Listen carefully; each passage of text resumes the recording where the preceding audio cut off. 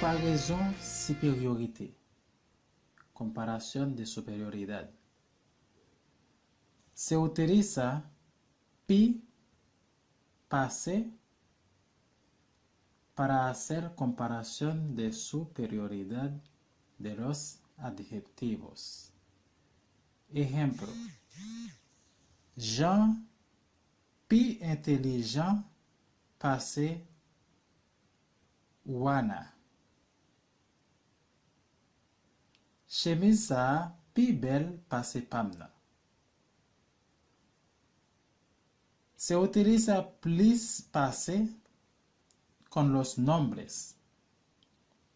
Ejemplo: Gen plus moun qui parle espagnol pase créole.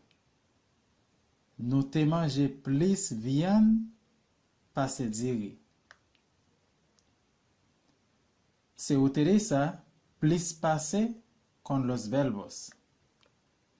Ou manger plus pase. Nous parler plus pase yo.